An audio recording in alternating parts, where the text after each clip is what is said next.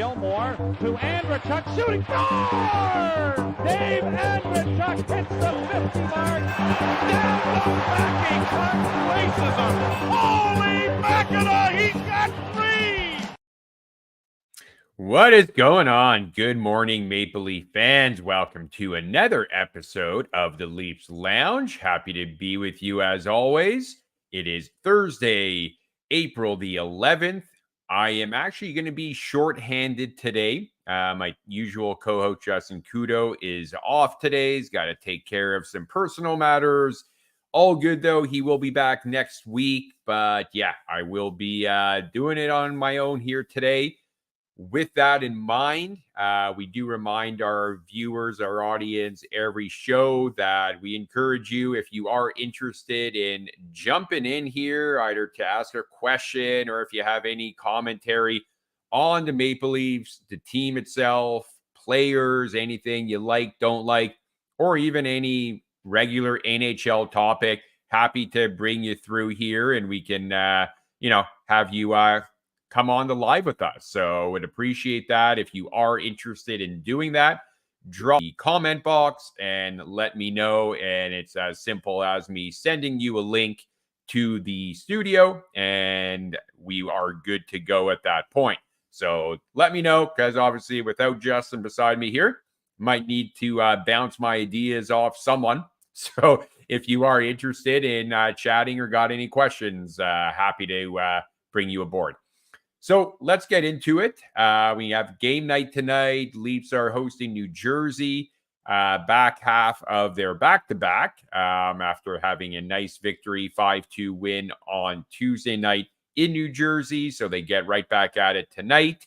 I'm still waiting on some updates on what the game lineup will look like, hearing that there are a lot of attendees at the optional skate, some notable names based on, injuries and kind of wanting to know what a timeline to a return would look like. Looks like Timothy Liljegren, Joel Edmondson, and Calle Järnkrok all on the ice tonight.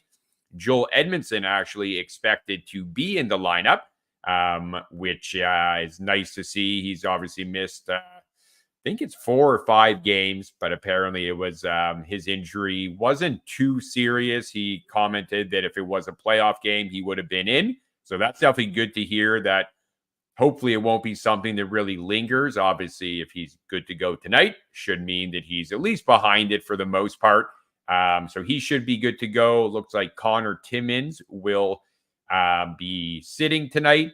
Obviously, Liljegren, Järnkrok will not be playing tonight, but good to see that they're at least on the ice and a return, hopefully, on the horizon. Ilya Samsonov looks like he will be the starting goaltender tonight. Not much of a shock. It seems like they're kind of going back and forth between Wall and Samsonov. Wall obviously started Tuesday. We'll talk about what I thought about his performance in a little bit. But yeah, Samsonov will get the nod tonight. Not sure if it'll be Jake Allen for New Jersey again or not. But yeah, I think the main thing is just the Austin Matthews pursuit of 70. Beyond that, just I think hoping to see some, play or guys like stepping up that might be on the fringe of the game one lineup. So kind of make it a little bit more difficult, whether you're Nick Robertson, whether you're Noah Gregor, whether you're Connor Dewar, Gio, Timmins, Edmondson, anyone who maybe could be on the verge of, not being included in the 18 that they will go with for game one. So just kind of good to see which guys are looking like they've solidified a spot versus ones that, over these final 4 games might still be in a battle. So let's kind of just do a recap of New Jersey game from Tuesday.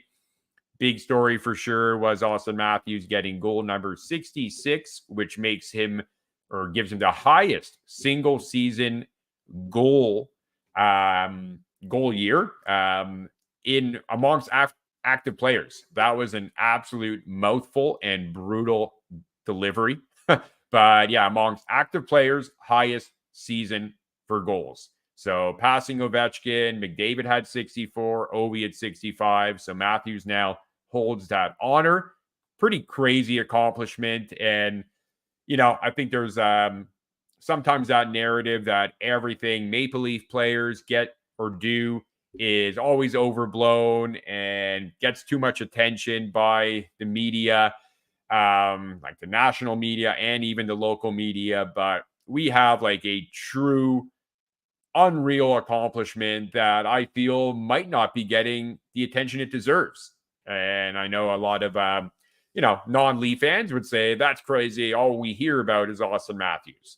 And it's like, well, kind of that's what we should be hearing. I mean, we should be talking a lot more about Austin Matthews than most NHL stories. He's the NHL goal scoring leader. And in most of our time, he's now got to be recognized as the best goal scorer of our generation. And it's crazy. I mean, obviously, Ovechkin would still kind of have that honor based on how he's performed. But right now, the goal rate that Austin Matthews is on puts him right there. And you look at the pace, he would actually be ahead of Ovechkin. Now, that also assumes that he's going to play as long as Ovechkin has. And have good health for the most part, which, obviously hasn't been a problem this particular year for Matthews. But in the past, he's missed a handful of games almost every year. So there's a lot of assumptions built into that Matthews will be, the best goal scorer of all time. I don't think it's an assumption that should be taken lightly. I think we got to be careful with over projecting how easy it could be for him to just maintain that pace, because we know it definitely would not be. We know with NHL players, a lot of them, whether it's through injury or just not wanting to kind of put in the grind until they're in their late 30s, 40, like some players in the 80s and 90s, like your Chris Chelioses, your Mark Messier's, your Giordano's now. You're unlikely, I would say, going to see too many players extend their careers into their 40s, whether that's because of the money factor. They're getting paid so much, so early, so young. How many of them are going to feel a need to hang around till they're 40 or a desire? There's always going to be those guys who love the game that much that will want to continue their career and maybe have an 18, 20-year career. I just my thought, I don't think there's going to be as many of those. So we'll have to see. But right now, you can't argue with where his numbers are, where his goal scoring pace is at. And if he's healthy and continues to play with good line mates on a good team, competitive team, it could be something that we can start to have even more legit and real conversations about. Hey, is Austin Matthews going to break? I guess soon it will be Ovechkin's record, I would think. Ovechkin has kind of rebounded, got his 30th goal the other night, I believe. So I'm not sure if he would be able to break Gretzky's record next year. I think he probably still needs another year and a half or whatever. But got to think Ovechkin will top Gretzky's career goal record. And then, Austin Matthews, if he continues to do what he's doing, which, as I alluded to, not a guarantee or certainty, but very exciting stuff to say the least. So that was a top story. Also, Bertuzzi, 2 goals. He's really been on a little bit of a heater here. Nice to see. Obviously, a lot of the talk when he was acquired in the summer was about how he's a playoff performer, and it can be great to see what he can do and maybe elevate the overall game for the team by having that kind of depth scoring beyond the core, having that other contributor. And then throughout the year, especially at the beginning of the year, there was obviously that same kind of conversation that, he's not putting the puck in the net right now. It doesn't really look like he's fitting in, but just wait till April. Playoff games begin. That's when we'll see the real Bertuzzi. So it's feeling like, a lot more of a realistic narrative, that we were hearing since the summer on Bertuzzi's potential impact. Now we're starting to see like, okay, the games are getting tighter. Teams are really fighting and battling for those extra points to solidify their playoff spot. And yeah, ice is getting closed, gaps are closed, and Bertuzzi is showing that that's the environment he thrives in. So it's been really fun to watch him. Obviously, that line with Domi and Matthews has been phenomenal, and no sign they're going to be breaking that up anytime soon, which is good. I don't think you want to mess with how that line is played. I think they had a rough first period against New Jersey, but definitely rebounded and kind of really had a pretty impressive game in terms of possession and scoring chances. So I like where they're at. Probably got to see that continue in terms of keeping those guys together. And then, of course, probably not much of a shock, Nick Robertson gets put back in the lineup. And of course, he scores a goal. He's been doing that, I think, pretty much almost every time when he's been health bombed and then comes back into the lineup, he tucks one in. And it's becoming like, for me, like I haven't been much of a proponent of Nick Robertson being included in the playoff lineup. Love the talent, like the work ethic. He's obviously probably deserving, I would say. I don't think there's much of an argument in terms of him deserving to be an NHL player, a full-time NHL player. But when you look at the lineup here, you look at the elements that the team and Sheldon Keefe probably feel they're lacking. It's really not aligned to what Nick Robertson provides, meaning the defensive awareness, guys who are specialists on the PK, guys that you would expect to be out on the ice if you're protecting a lead in the dying minutes of a game. Not exactly where 89 Nick Robertson excels. The argument, of course, can be, well, in the past playoffs, Leafs haven't had that depth scoring. We talked about it earlier. I did with Bertuzzi, that having him will kind of add to the at least the expectation that we will have guys contributing beyond Matthews, Marner, Nylander, Riley, JT. But yeah, you could make the argument that why would you have a guy like Holmberg or Yarncroke or Dewar in there over a guy like a Nick Robertson that, for the better part of the last 2 weeks has almost been automatic offense, and just playing the devil's advocate, because I kind of feel that, Nick Robertson is on that radar and probably is forcing Sheldon and the coaching staff and Treliving to have that serious conversation on should he be in the lineup or not. For me, in the past, it's been, because of the elements I brought up. He doesn't have a good defensive game. He's not a 200-foot player. He's not, he's not a heavy guy. He's not a good forechecker, not physical, a little bit loose with the puck, a lot of apple turnovers, does that translate into being an effective third line forward?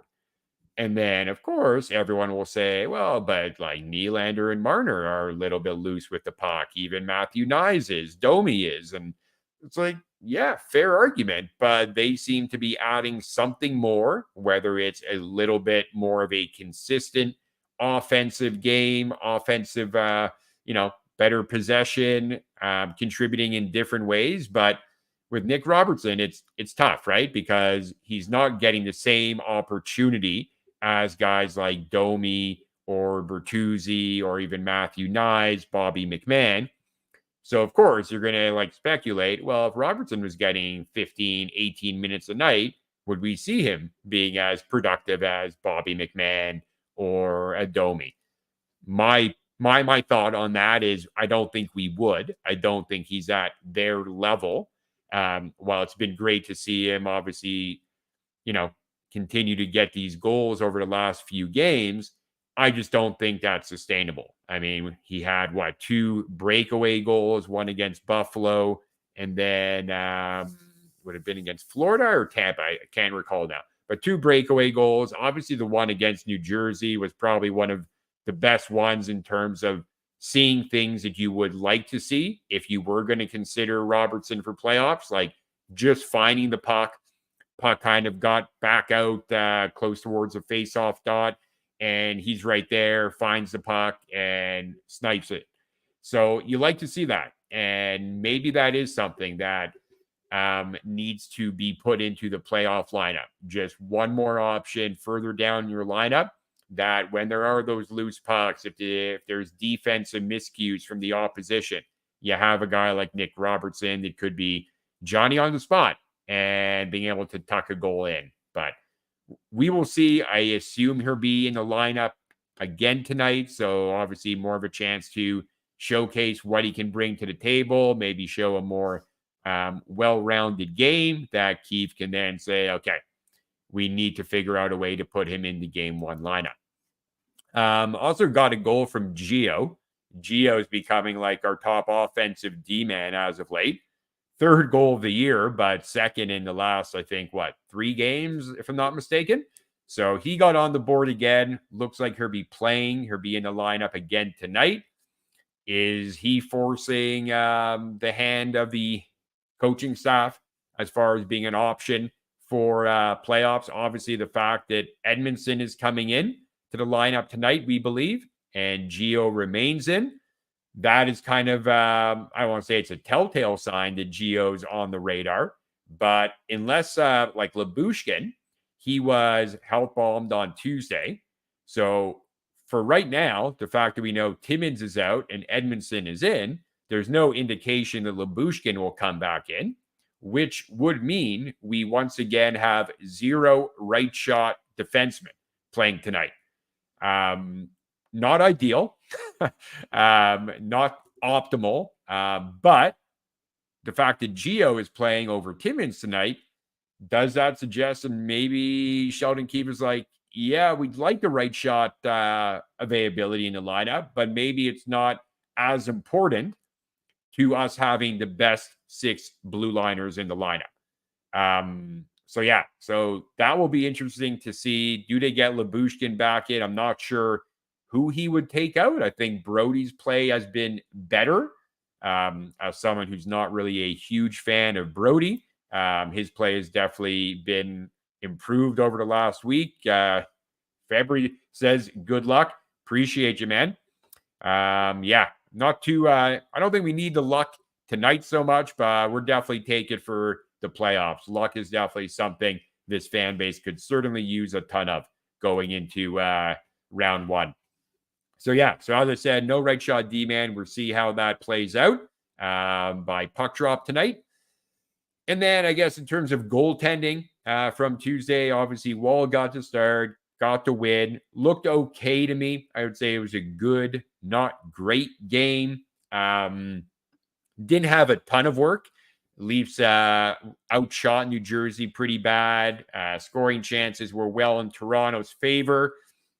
So probably not the best game for Joseph Woll to show that maybe he needs to be in consideration for the net in game 1. But as Justin and I talked about on Tuesday, it feels like at this point it is going to be Samsonov for game 1. I think with Woll, he probably had a chance going back to a week, 2 weeks ago. If he could, stack up some really solid games, maybe he could prove that he was a guy that should be in the net for game 1. But he hasn't outplayed Samsonov. Tough to really suggest that. So I think right now it's Samsonov's net. He will go again tonight, as I said. And I don't know. Obviously don't want to hope for him to not perform or have an injury, but it does feel like that would be the only way we see Woll in net for game 1. Excuse me. So what else do we have?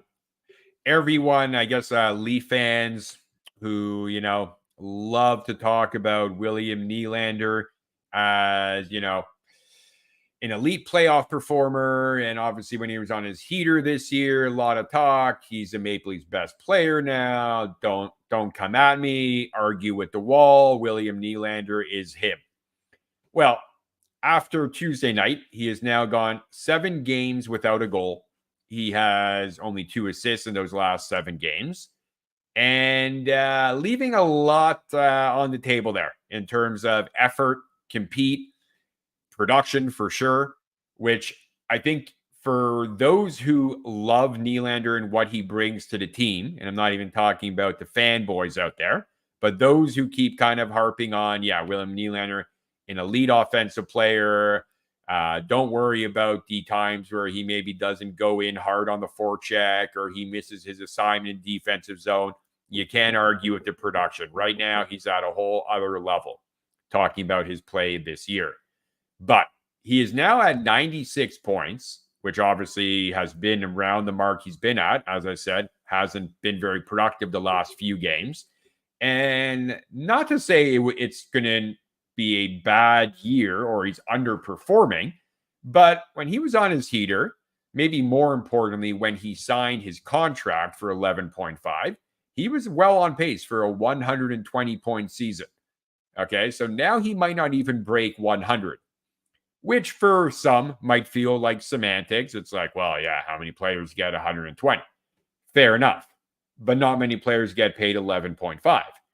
So that sort of extension that he received, and not going to put words in the mouth of the Leafs front office, but if you were paying or if you were re-signing a guy who in a career year, which I think this probably will be for Nylander, if his career year ends up being 98, let's give him 2 more points in the final 4 games. If you want to give him 99, even 100.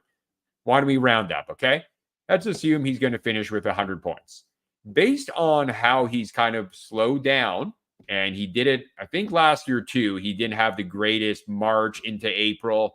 So this is 2 years in a row where his pace was quite a bit higher than what he finished at, which in itself is fine. But the fact that he's kind of replicated that late season fall off, for me, that's concerning. And the more concerning part is year one of an $11.5 million deal for a player who might not break 100 points in his career. That feels like a huge overpayment to me at this point. So I worry about that. I really do. And I've been pretty consistent. Obviously, this show, Leafs Lounge, has only been on for about 2 months now, maybe. So, but my whole approach and position on Nylander, even when he was on that heater, was like, yeah, you can't give him. You can't give him like over 10, over 11. And I think a lot of fans felt like, just pay the guy. Pay the guy. It's like, no, like if in a non-cap environment, sure, you're the Toronto Maple Leafs. You have all the funds in the world. You're basically burning money. Yeah, you can pay him whatever you feel you need to get his, to put pen to paper. But in a cap era, when this team has clearly fallen off come playoffs, when the meaningful games begin, because of what I think even your most passionate and delusional Leaf fan would have to acknowledge: soft play, poor defensive efforts, not having the right defensive personnel, maybe not having the best goaltending. I mean, I think every series maybe you could argue round one with Samsonov, maybe getting a little bit of an edge over Vasilevsky. But beyond that, we've always had the second best goaltending. Toughness has been something that's always been questioned in terms of the Leafs' performance and how they've kind of matched up with their opponent in the playoffs. So all the things that the team has lacked are likely things that Brad Treliving will try and address. And you pay Nylander 11.5, you've made it that much more difficult to do it. I think we've talked about it, Justin. You've got around 18 mil to spend next year.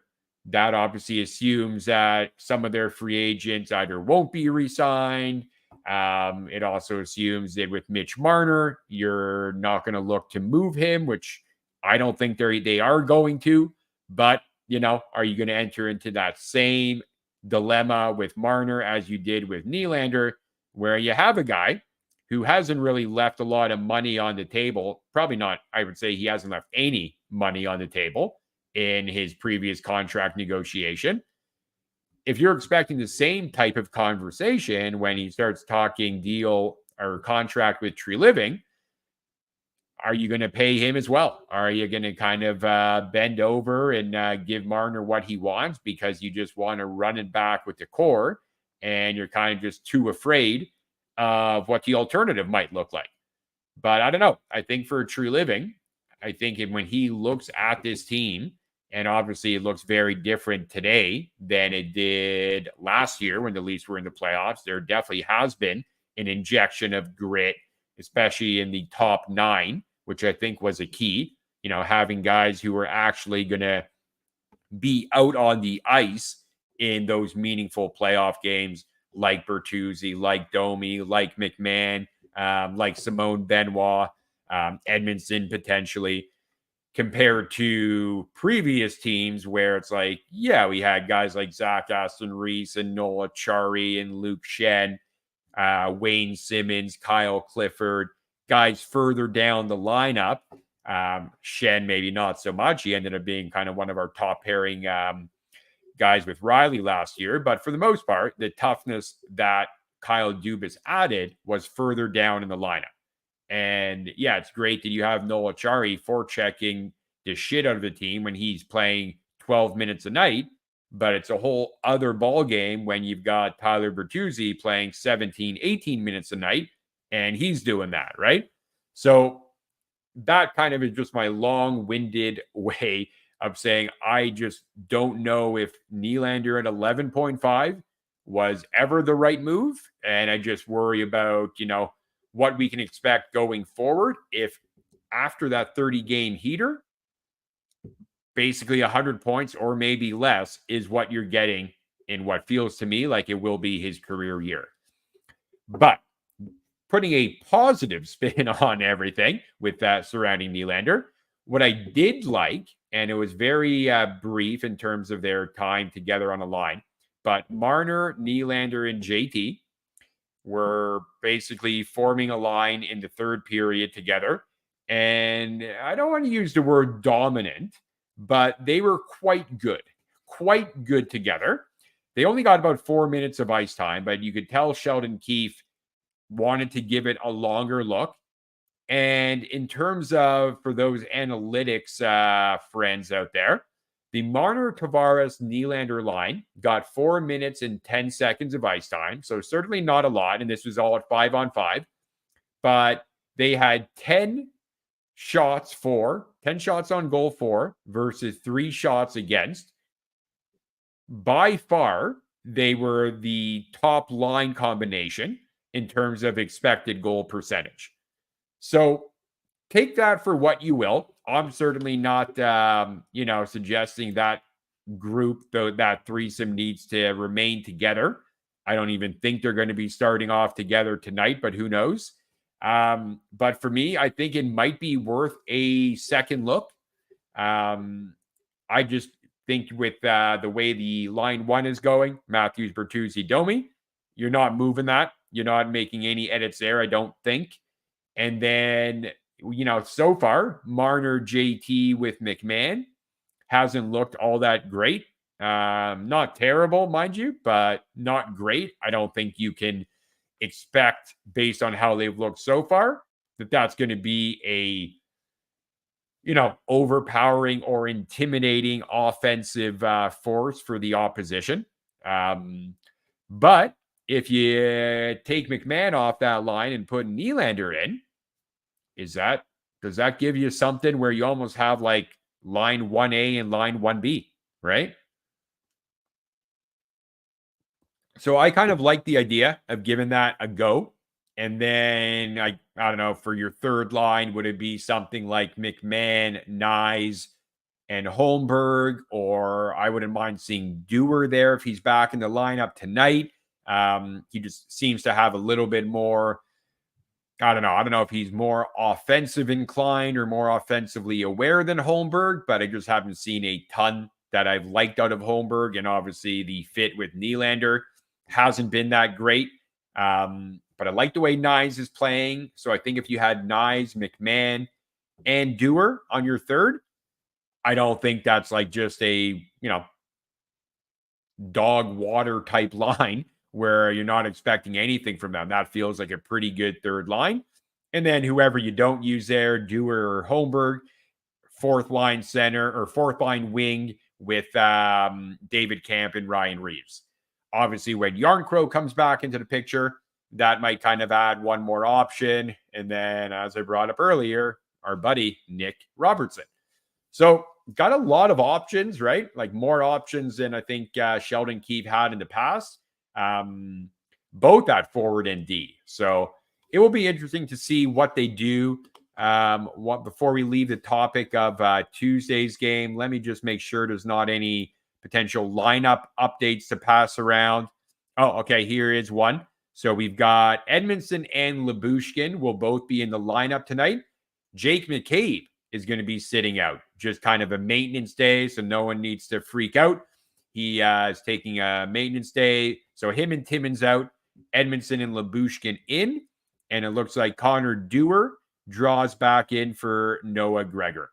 I like that move because Noah Gregor hasn't done much of anything, so I think Dewar should be in the 12 forward lineup come game one, so I like him being back in there. So there you have it, guys. Live on the fly. This is where you get all that important up-to-the-minute Leaf information. Leafs Lounge, guys. Keeping you guys updated. So that is where we are for the lineup. Kind of excited to see Edmondson back in. Like the fact that Dewar's coming back in. So it should be a fun game tonight, even though it doesn't really mean a heck of a lot. Obviously, in terms of the Leafs' pursuit for second in the Atlantic, they are now 3 points behind Florida with a game in hand.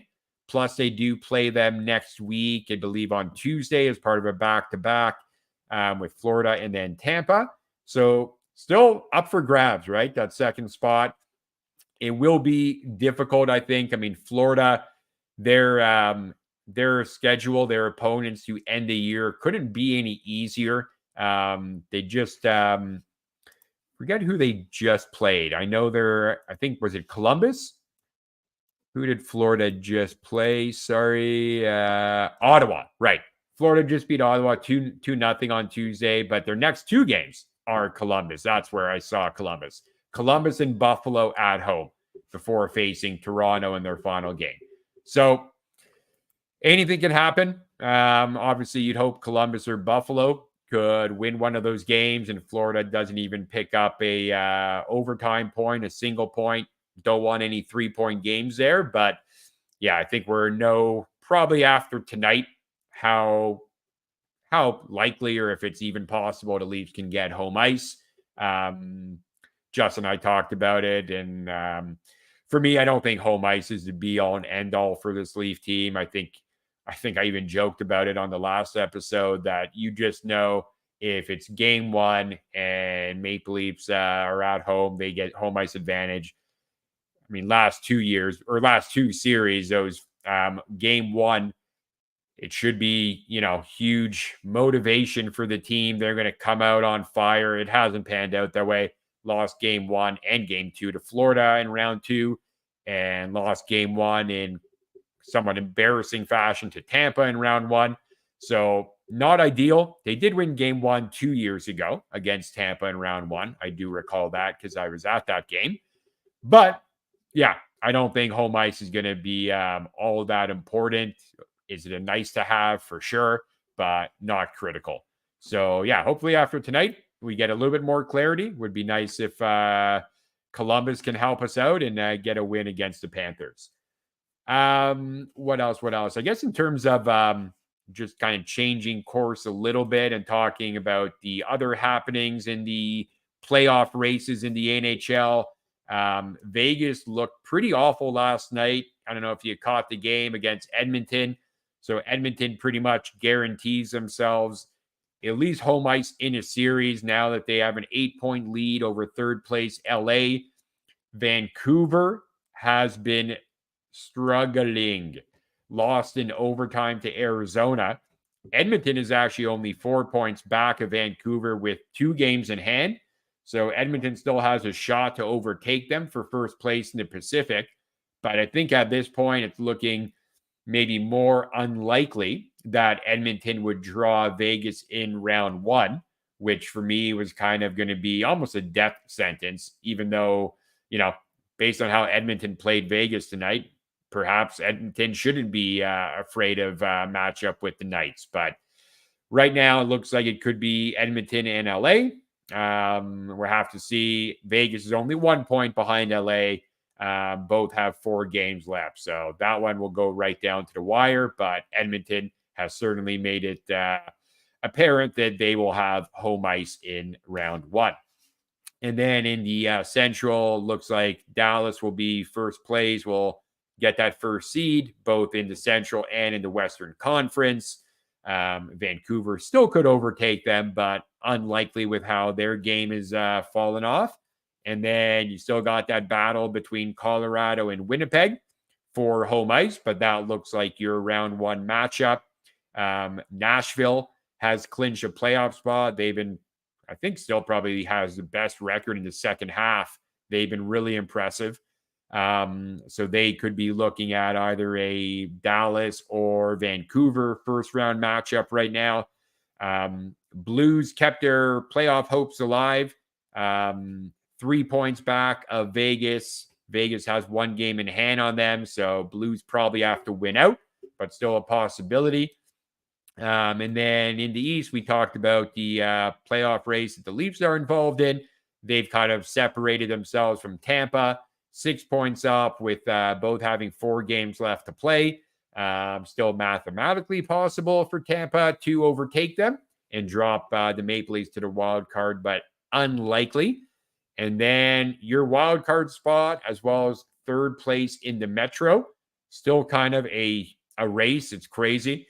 You got all these mid teams right now still having life, and that being Detroit, the New York Islanders, Washington, Pittsburgh, and somehow Philadelphia, even though they've lost 8 games in a row, can still get into the postseason. There's still a path there, which is crazy. So pretty much all those teams, I think, are in action tonight. There's a lot of games tonight. Let's just see the schedule of who everyone is playing. Washington plays Buffalo. Buffalo is now eliminated. So Washington, huge game for them. New Jersey also eliminated. Tampa Bay plays at home against Ottawa. We talked about Columbus and Florida. Philadelphia in tough. They're playing against the Rangers on the road. So they're going to be tough to expect them to get back into the race. And then biggest game probably of the night for playoff battles, Detroit playing in Pitt. So, yeah, I mean, if that ends up being just a 2-point reg win for either team, that could for sure hurt the other team's chances quite a bit, especially if the Isles, who are hosting Montreal tonight, if they take care of business, that's one more, path for Pittsburgh that won't be available to them anymore. So I would say it's pretty much a must win for Pitt tonight.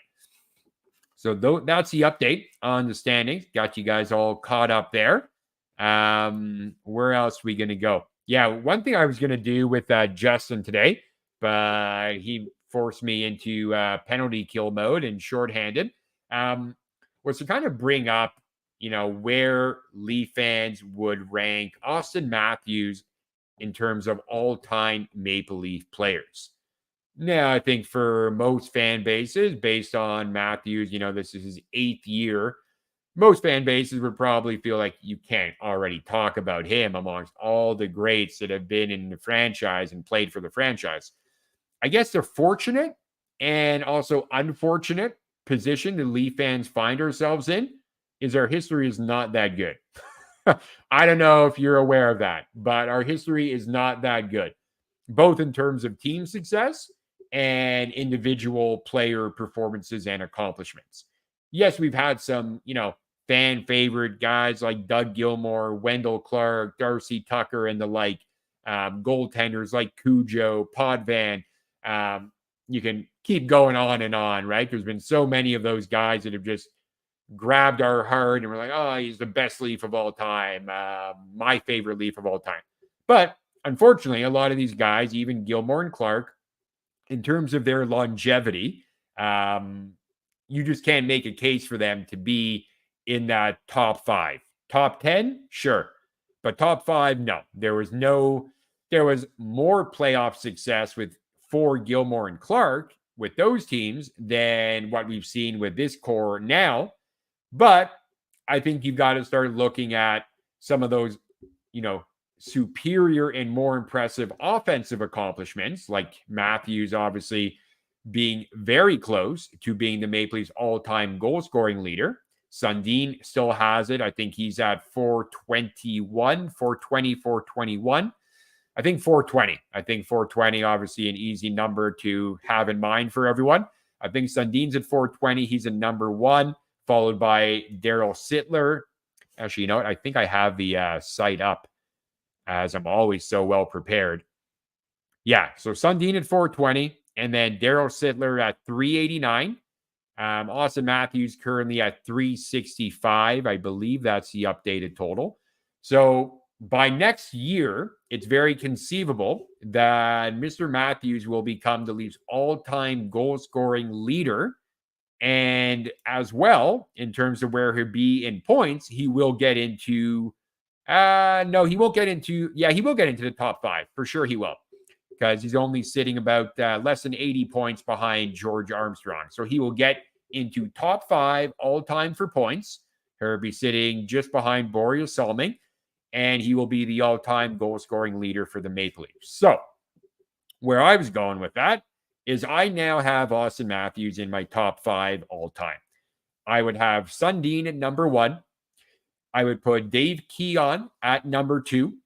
Can't argue with, he played a lot. He didn't have the same kind of point per game production level as Sundin, as Daryl Sittler, as Matthews, and even Marner's having right now. But he won 4 Stanley Cups. Okay? So that, to me, should give him the nod there at number 2. I would then probably go Boris Salming. I think case could be made Salming or Daryl Sittler. Both obviously didn't win anything, so cups aren't going to be the deciding factor, obviously, for any player who played after 1967. So I would go Salming. I think just what he did from, as a defenseman, hard to argue against that. So Salming 3, Daryl Sittler 4, and Matthews 5. But as I said, I think with Matthews passing for sure Sittler and Keon, and actually he'll pass Keon. He could pass Keon tonight. They're both at 365. So he'll probably pass Keon tonight or Saturday, and then he'll be in 3rd place overall for goals. Next year, he'll probably pass Sundin and Sittler. So at that point, I think at least he would be top 3 all time for me, Leaf players. So that's kind of very exciting, right? I think there's always that narrative, and fans hate that we kind of overrate our players, which we obviously do. I think we have to admit that. I think with Austin Matthews, where he's at right now from a production standpoint, I feel that no longer applies in terms of how we're having the conversation about Matthews. If anything, I don't think other fans or other whether it's beat writers, any sort of reporters, broadcasters cover other teams, are giving him enough credit. Like, in this era of hockey, when did we think? I mean, obviously McDavid is a superhuman, absolute mutant. So he got 64 goals. But before that, it was like unheard of that anyone would even get over 60 again. Based on where scoring was in the league, you kind of felt like, yeah, we're never going to see that again. And not only did Matthews get 60 for the second time in his career, like, he might get 70, guys. He might get 70. It's insane what he's doing. So, I mean, I'm not going to say Matthews is an underrated hockey player, just maybe what he's doing right now, underappreciated. Because of that, like, anti-Leaf bias, it's always going to be out there. Everyone's going to, like, hold the Leafs more accountable for lack of playoff success than any other team. And obviously, as I kind of mentioned earlier, our playoff success, our history is worse than any franchise in the NHL, and obviously worse amongst most sports franchises, right? There's not too many who have a worse history of championship wins than we do. So you can't walk away or you can't shy away from that conversation. It has to be had and it has to be acknowledged by Leaf fans. But in terms of what Matthews is doing, that feels like something that we need to, put a little bit more, give a little bit more credit to. So that, I guess, could lead in nicely to Hart Trophy conversation.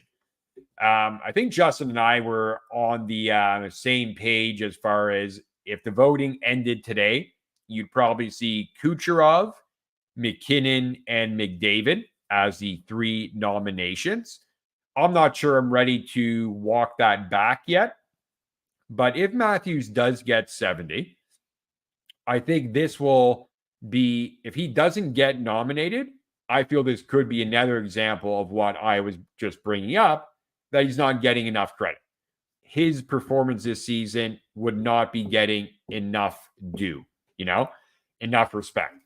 And it's not even to suggest that it's definitely better than what McDavid, McKinnon, or Kucherov are doing. Like, I think let's remove McKinnon from the conversation. I think he's the most valuable player right now. So I don't think Matthews or even Crosby, if the Penguins find a way in, I don't think either of those guys should be in over a McKinnon. So McKinnon's in. Then it's a matter of Kucherov and McDavid. It's hard to put Matthews in over either of those two guys today. I think there's it depends on, I guess, what the majority of the voters are looking at. Like, there's certainly some, defensive metrics out there. If you look at shot blocking, or if you look at goals against per 60 for an individual on ice, face-off win percentage. There's a lot of things there that Matthews would have over Kucherov, over McDavid. Obviously, Kucherov's a winger, so can't obviously make the face-off comparison. But, for me, I think he's, like, right now, he'd probably be 3A, 3B with Kucherov. And as incredible as Kucherov has been, and he hasn't really tailed off very much at all, I don't know. He probably will win the Art Ross. So do you automatically put him in the Hart Trophy? Because if you're the top scorer in the NHL, should that mean you're also the most valuable? Maybe. And maybe if Kucherov does end up winning the scoring title, he has to be the guy in there over McDavid. Because Kucherov right now is at 139 points. McKinnon is at 137.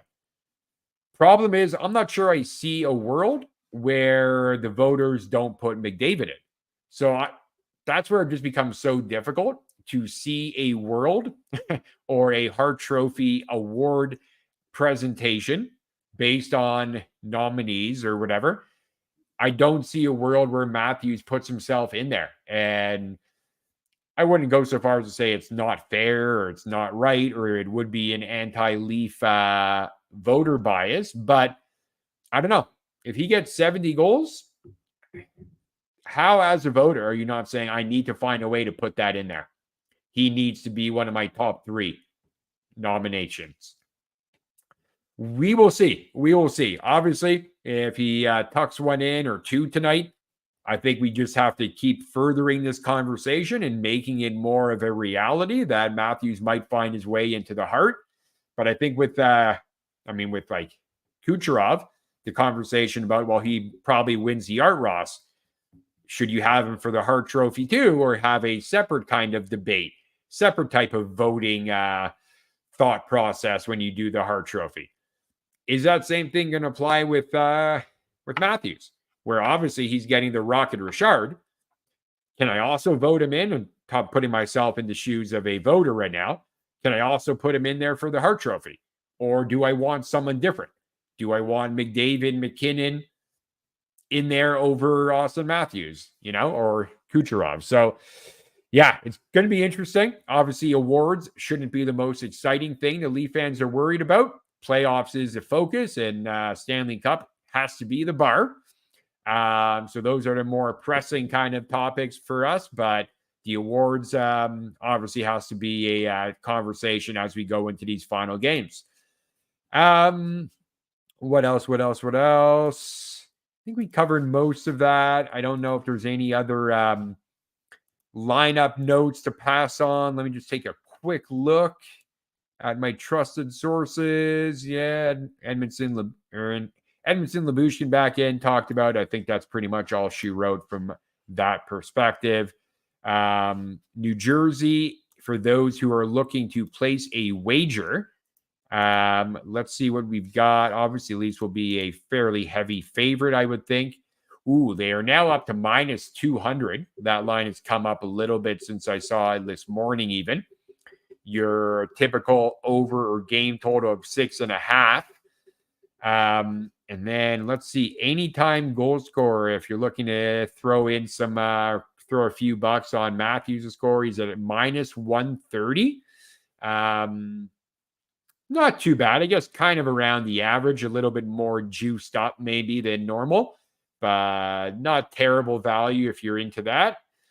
So yeah, hopefully the Leafs can keep rolling 3 in a row going into tonight. So we'll see where that goes and keep the hopes alive to get home ice advantage. That would be pretty cool, pretty sweet. I don't know if any Leaf fans out there, please drop a comment if you were able to secure playoff tickets. I know on my Twitter feed, everyone was rightfully so up in arms on the prices of tickets. It's pretty crazy what we're seeing prices go for. I think even for an upper bowl ticket, you're looking to pay no less than like $300 per ticket. And that probably has you maybe not obstructed view, but last few rows of the upper bowl. So it's pretty crazy. But obviously, yeah, the passion that our Leaf fan base has, people are clearly paying it. And it's unfortunate that it keeps a lot of, really passionate fans out of the arena, because we need that place to be loud, whether we're opening in game 1 or game 3. But yeah, if you've been to a playoff game, despite all those kind of, conversations and criticisms that it feels like a library at Scotiabank, the playoff atmosphere is a totally different story. And you don't ever see a quiet crowd unless the Leafs, as they've done a few times to us, end up falling behind 2 or 3 goals in the first 10 minutes of a first period, which if you are a passionate sports fan of any team, there's no way that's going to keep you all hyped up and jacked up about the team. You're all, especially when you know how much you paid to get in there. If you see your team down 3-0, I would be very shocked if you were one of those that's still kind of trying to get the crowd going, amped up, and you're still kind of cheering. That's a pretty somber type of mood for most people, I feel. So yeah, hopefully we change that narrative. Looking forward to the game tonight. Before we're back on, obviously Saturday, the Leafs will play against Detroit. So should be another huge game for the opponent. Detroit, depending on what they do tonight against Pittsburgh, that will be a huge game for them as well. Saturday against Toronto, and it's in here. And then final 2 games for the Maple Leafs, as we mentioned, next Tuesday and Wednesday in Florida. They play Florida and Tampa. We'll see how much those games mean and how important they are for both teams. So yeah, that's pretty much all we got for today. Again, guys, you can catch all these episodes if you miss the live showing on the Chilltown Hoops YouTube page. Also, Sports Fluent, who definitely got to give a shout out. They help kind of support our content and help give us a home for it. So huge shout out to Sports Fluent. You can also find any of these videos on their Facebook and Twitter page. So please continue to support. And for anyone who looks to tune in for future episodes, feel free to join by dropping a comment. Would love to have you guys aboard and give Justin and I someone else to bounce our ideas off. We want to really make this show interactive and have that ability to converse with passionate Leaf fans. That's kind of what the Leafs Lounge aims to be for everybody. So hopefully you enjoy it. Hopefully you enjoy what we're talking about and don't think our takes are too terrible. Yeah, obviously Leaf fans very passionate, so everyone's going to have their hot takes, and we're always going to have our debates and we're going to argue over things, but that's what makes being a part of the Leaf fan base so fun, that we got fans who are so passionate, not just in the greater Toronto area or province of Ontario, all throughout Canada and the world. There's no better fan base than Maple Leafs. And I'm not biased at all. That's facts. All right, folks. Appreciate everyone. Thank you for the support, and go Leafs go tonight.